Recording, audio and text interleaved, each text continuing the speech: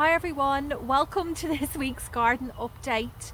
You might have noticed that I've changed the hat, and that is because it is starting to cool down here. I'm even wearing my jacket too. Hopefully next week I'll be back to that straw hat, maybe if the weather's warm enough, but for the moment I need to stay nice and cozy out here. Well, in today's update, I'm going to show you a couple of corn varieties which I'm growing. One of them is completely new to me. It's a dwarf variety. You know those whole corns that you find in like stir fries? Well, that's the one I'm growing. Plus, my favourite, the one I grew last year, the glass gem corn. Oh, I just love growing them. They're so much fun. So we'll take a look at both of those. Plus, I'm also going to show you around the cut flower garden. Well, not quite the whole garden, but where I have the raised beds, because I have cleared most of them out now. I've amended the soil and I've started to plant them up. And I will be chatting to you a little bit about how I amend soil. Please just sit back and relax for a few minutes and let's get into it now. Look, this week it's not going to be pretty. The garden is an absolute mess, and that is because I have been focusing all my time putting in seedlings and seeds into this spot. And these chickens, oh my goodness. I've put the seeds in, the seedlings in, but I haven't protected them yet, and of course the girls are just in here trying to scratch and dig everything out. Oh, they're over there now. Usually I'll put a bit of chicken wire over the top or some twigs, which I haven't got around to doing, and that kind of stops them getting at the little plants. Just give me a sec, I have to go over to them. Come on, Autumn, out you hop, out. Usually I have a bit more patience for them, but I just don't today. Come on, out you get. Look, she doesn't even care. It's like having a bunch of toddlers in the garden. Come on, out you get. Go on, go. Good girl. It's actually the next day now. I ran out of sunlight yesterday evening, so on today's to-do list I really want to get the piles of rubbish sorted out and those plants protected. I am not going to open up the girls, let them out, until I have done those two tasks. Wait until I show you the mess that they have made in that short time they were out in those beds. Oh my goodness. So for the moment they're in here. They have dug up quite a number of my plants. Like in this bed, for example, there was some rainbow chard there. I had sowed some sweet peas along the back. I have some beetroot, but it's all a bit of a mess at the moment. Don't be surprised if you see random sweet peas popping up in this section rather than at the back. In most of these raised beds, which are bordering the cut flower garden, I planted them out mostly with the seedlings that I was growing in this tray, which I showed you a few weeks ago. I've got some celery. 3 plants this year is more than enough for a family of 5. Because don't forget, I won't be harvesting this entire plant once it matures. What I will do over the coming months is practice the cut and come again method, where I just remove the outer stalks, which will encourage more growth from the centre, fresh new shoots, which will enable this plant to have a longer life. There's also lots of different types of colourful rainbow chard and a lot of cold hardy greens like this Masuna, and you know, your different types of lettuce. Before I show you what else I've put in here, I want to quickly go over how I amend these beds after I've cleared them out and before I put in new crops.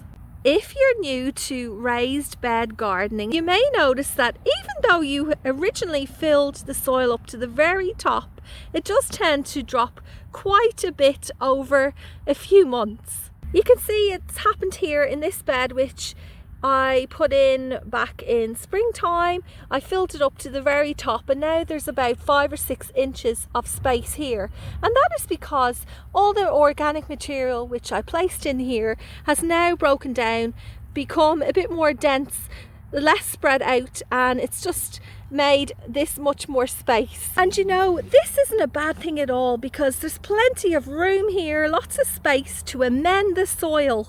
What I mean by amending these beds is bringing in loads of fresh organic matter, laying it on top of the existing soil in order to improve the quality, you know, enrich it again with lots of nutrients which have been depleted by the previous crop growing in this space. I am trying to be more self-sufficient by making my own compost, you know, creating worm castings, collecting the chicken manure, but I do purchase some well-rotted cow manure too from my local garden centre. Plus, on this scale, when I'm still trying to, you know, expand my garden, I'm just not making enough compost at the moment. So I do purchase lots of really great quality mushroom compost from my local landscape supply company. It's absolutely wonderful, and in fact I use quite a lot of it to fill these beds back in spring, and I've been really happy with the results. As most of you are aware, you can probably tell after watching a few of my videos, I'm no garden expert, but I do have success in growing fruit and veg. So I feel like I can share with you what quantities of each organic material I put in the beds. And really, if I think about it, I don't have any set formula. I don't go by particular ratios.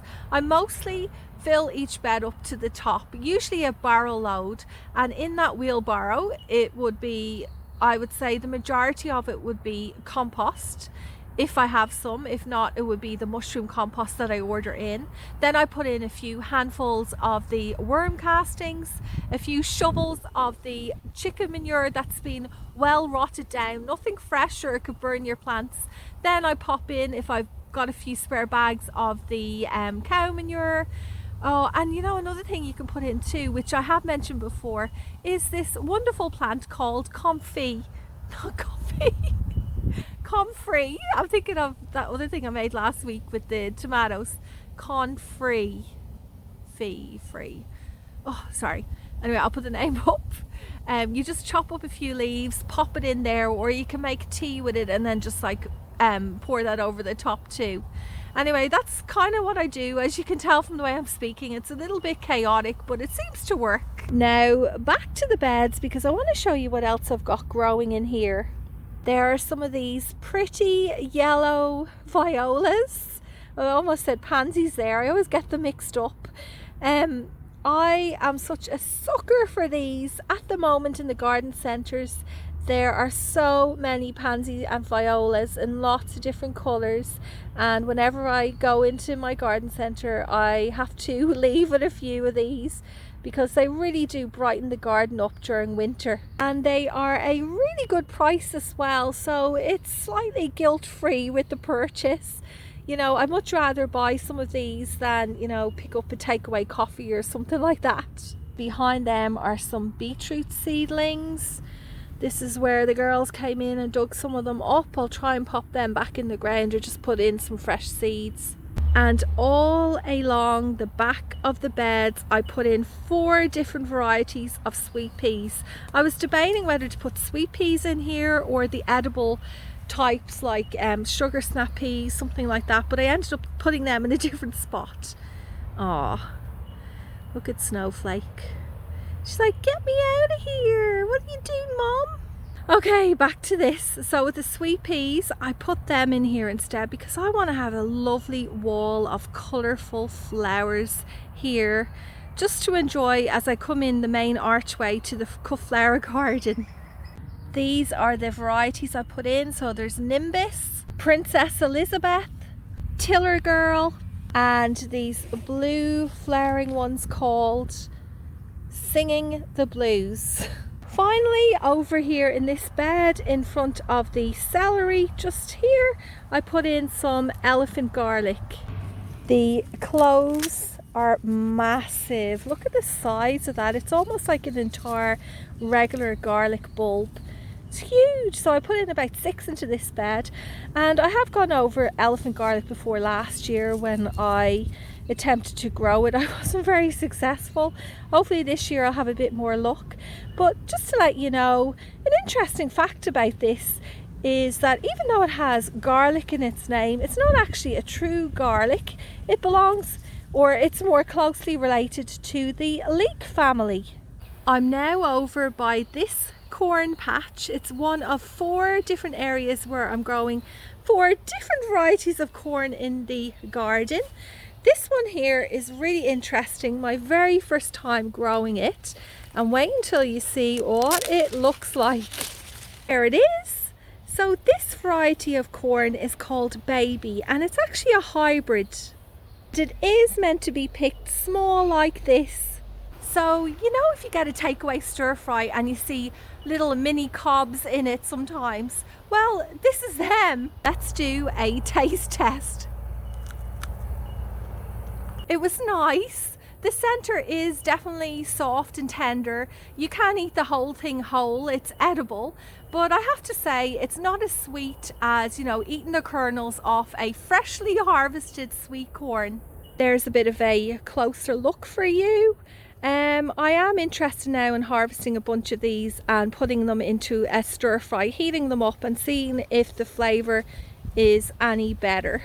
I'm probably not going to get a chance today to, you know, cook these up. But what I will do is when I get around to, you know, making a bit of a stir fry, I will record a video of it and I will pop it up here on my YouTube channel. I'm now over at a different patch of corn. This one is called Glass Gem, which I've grown before. I'll pop a picture up on the screen.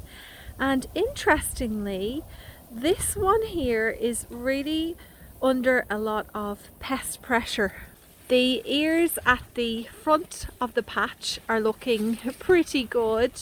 However, if you go in a bit further, wait until you see what's happening. Something is eating all the ones at the back, like over here too. Look at that, absolutely demolished. As a gardener, it's so frustrating when that happens because you put so much effort into growing these from seed, only to have them, you know, destroyed overnight or a few days by garden pests. I'm going to see if this one here is ready. I'm not quite sure because usually with the glass gem corn the entire plant browns off before it's ready to harvest, but let's pick this one off and see how we go. Oh yeah, this isn't looking too bad. It's a bit tough to peel off. Let's see. Oh, there we go. It's very similar to the ones I grew last year. Lots of blue, shades of blue and pinks. Oh, isn't that so pretty? Absolutely love growing these. Really fun one to grow if you have kids. Let's just hope that I get to harvest the rest of these before the pests get to them. Oh, it does your head in sometimes, doesn't it? Anyway, I think that's about all I can fit into this week's garden update. Thank you so much for watching until the end. I really do appreciate your support. It means a lot to me. Well, I hope you have a great week ahead, a lovely weekend, plenty of time out in your patch, and I will see you again next Friday.